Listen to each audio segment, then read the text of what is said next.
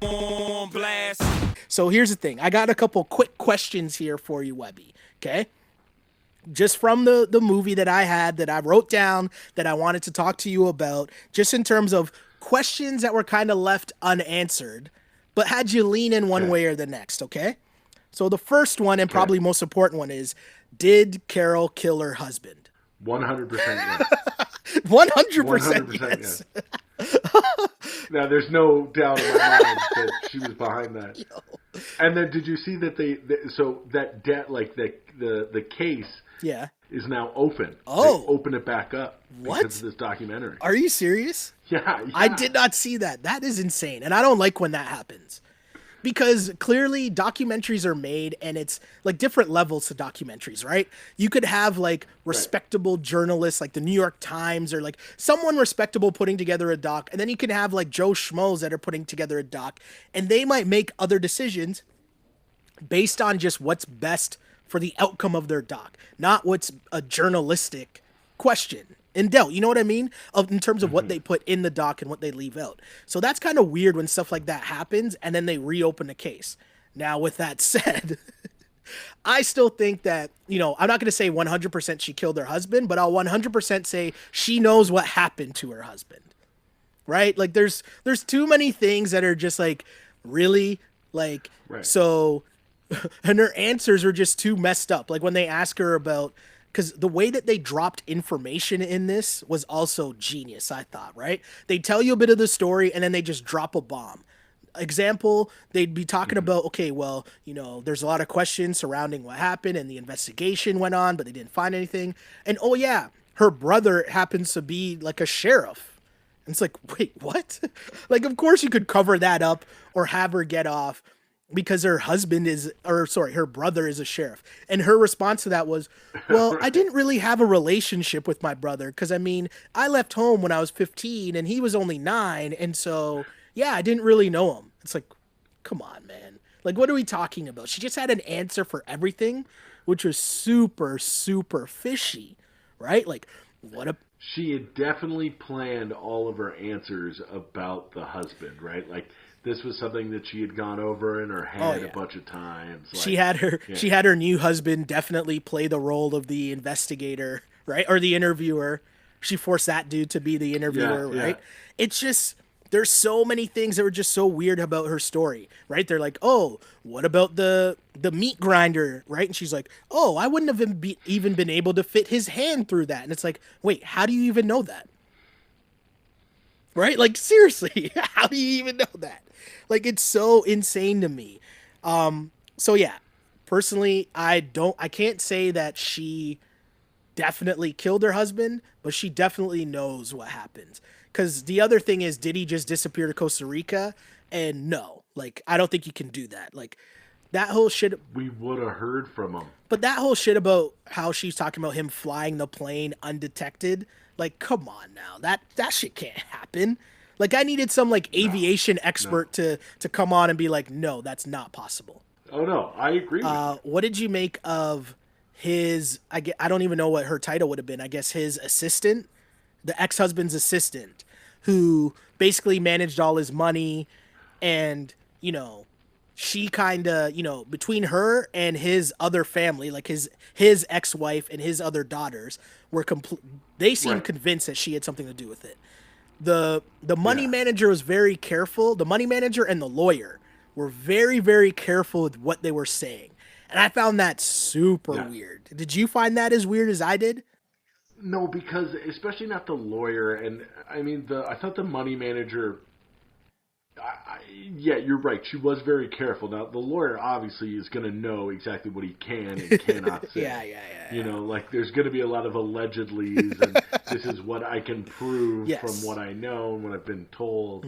But yeah, the money manager was even the family. Those 3 ladies were a little like scary, Yeah.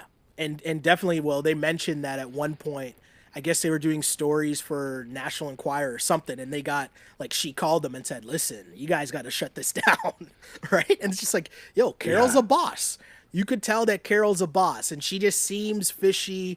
She definitely had something to do with it. I totally agree with you, Webby. there's definitely something there. My next question: Who set the studio and the crocodile whatever shit on fire? Oh, Joe. Right, 100%. Joe did for Hundo sure. Hundo P. I'm with you. Hundo P. Yeah, yeah. The thing I don't get is why was he filming that conversation of when he goes to his lawyer and the lawyer tells him, the lawyer's blatantly telling him like, oh, so all the evidence against you is in this one room, and he's like, yeah. Yeah, and he's like, do you understand what I'm saying here? Yeah.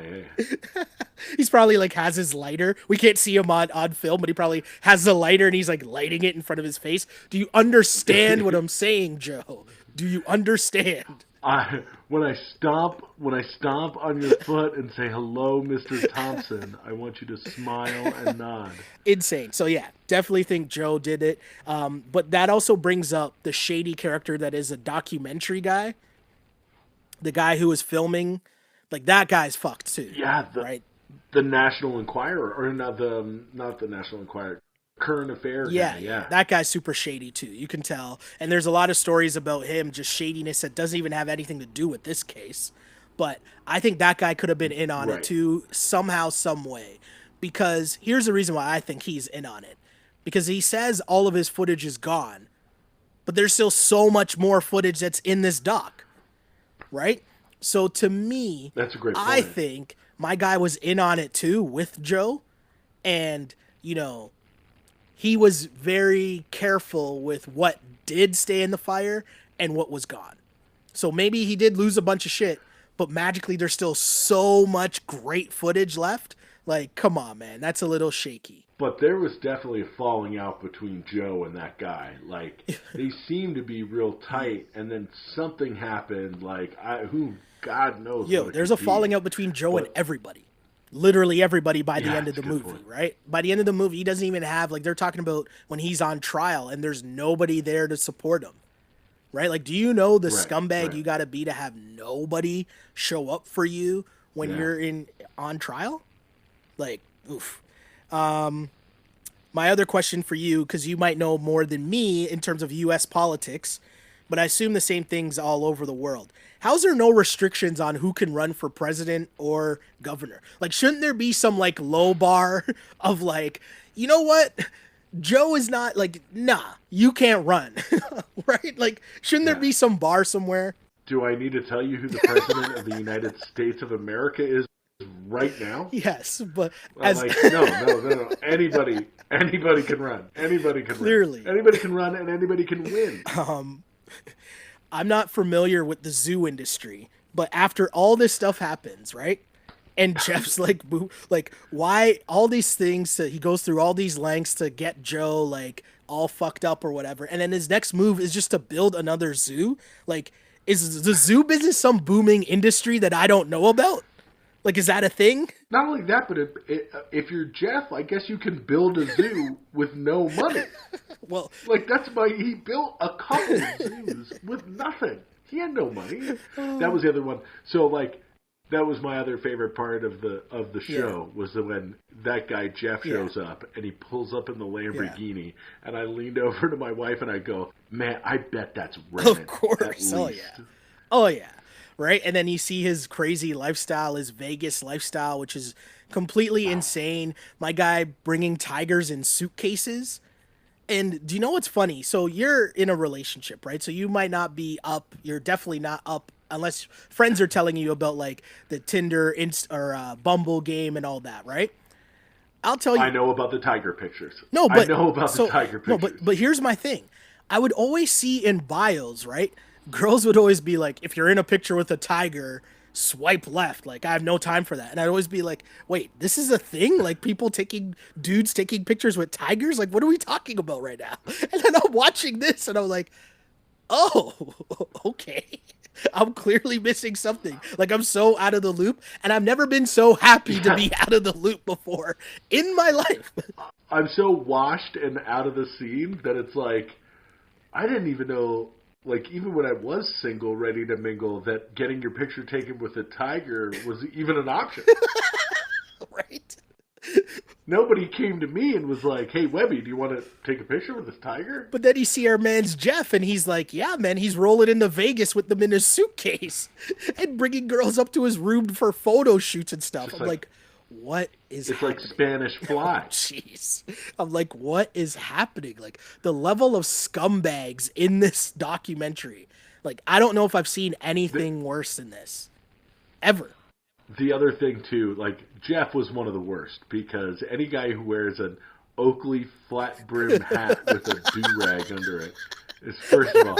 But then I saw a great tweet today, and it was like, wow, Jeff definitely shops at Marshalls with the affliction stuff.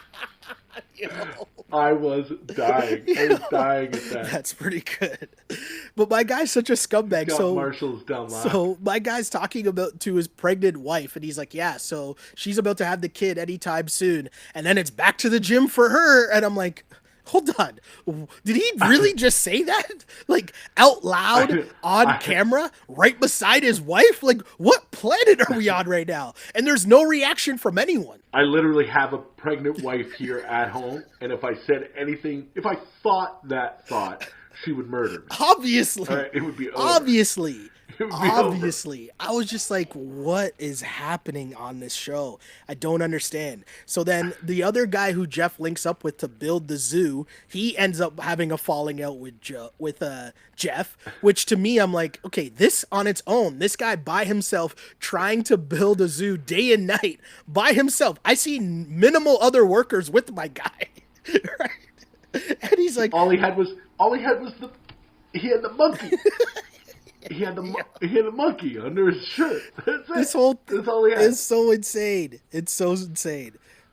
So my next question for you, Webby, in terms of quick hitters, which aren't that quick because there's so much going on in this, but who do you trust the least, Jeff Lowe or that Garrison guy? Your Sea-Doo guy. What's his first name? I forget that guy's name. Was it Jason? I don't know. Whatever that dude is, the Sea-Doo guy. No, it's Jeff that I trust. You trust him the least.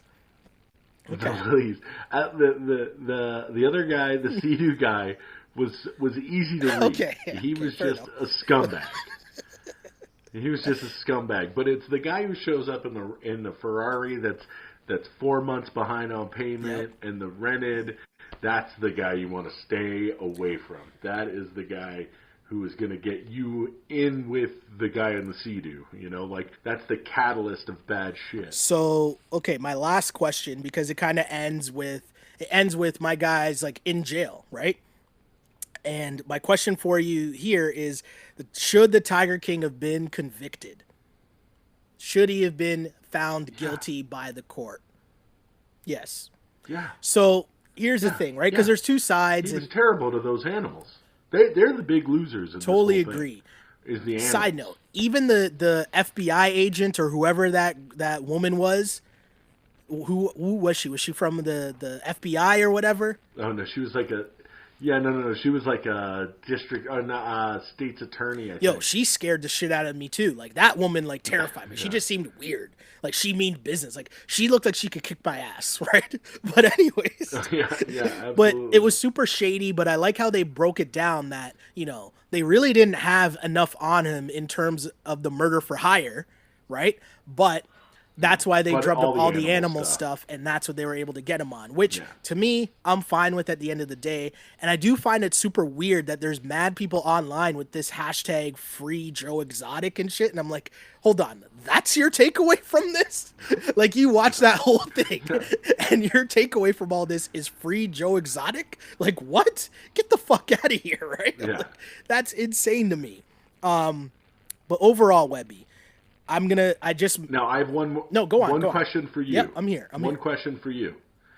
Did the Joe Exotic music and music videos make you a convert to country and western music? This is gonna sound really bad. I'm so glad you asked me this because I would have forgot to say it. So, obviously, I can't claim to be a country expert, right? Like, I don't know much about country music.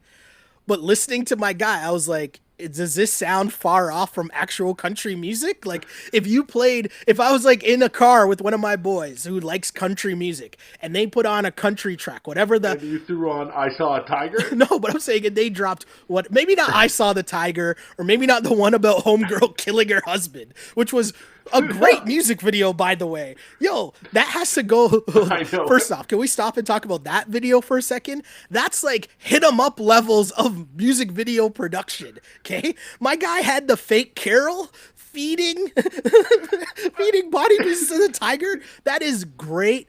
That is great production value. Great work by Joe and whoever his team is that puts together his music videos. Again, I'm being dead serious when I say this, rivaling the levels of hit 'em up, right? But Joe Exotic, say what you will, very creative guy. yo, that's what I'm saying though. I'm like, so forget about like the songs with complete, like, obviously some songs were more ridiculous in nature than others.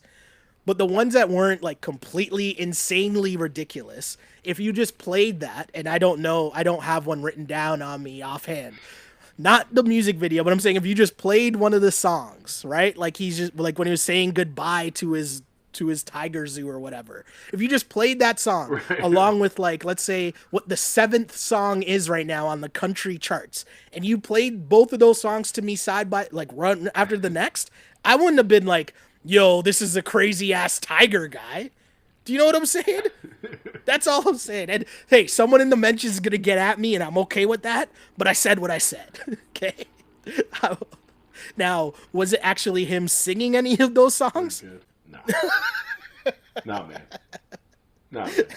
That, So who's I mean, who's his? So he's Milli Vanilli again. 100%. I think that he sends out the lyrics for somebody to sing, and then he maybe records his voice a little bit over it, but that's it. Oh man. So do we think he actually writes those songs though? Oh yeah. Oh, he writes the songs for sure. You don't write. You don't write a classic like "I Saw a Tiger" and get like somebody. That's a unique experience from Joe Exotic right there. Yo, I mean, absolutely insane. But okay, Webby. So I was thinking about this in terms of while we'll be watching shows and reviewing shows, and whenever we come across something that we've both watched, let's give it a rating system. And I was thinking, because this is the On Blast podcast, what if we rate it in terms of flame emojis? So out of 5 flame emojis, what are you giving? 5 being the best, meaning really, really good, top of the line. 5 flame emojis, what are you giving Tiger King? I'm going to give it 4. Okay. I'm going to give it 4. I'd give it the full 5, but I felt that like the 7 parts, you really could have pared it down to a real tight 5. Agreed. But again, with what we're going through now, a 7 episodes isn't the worst thing in the world. I thought the characters were great. Now, I heard a great thing. It was like, for a good documentary, you need 3 things. You need a subject, you need characters, and you need luck. And they got all 3. Yeah. Oh, no. It was a subject, footage, and luck. And they got all 3. And so I just can't give it the full 5, but I can give it a strong 4. Strong 4 flame emojis. With a tiger emoji as well. Fair enough.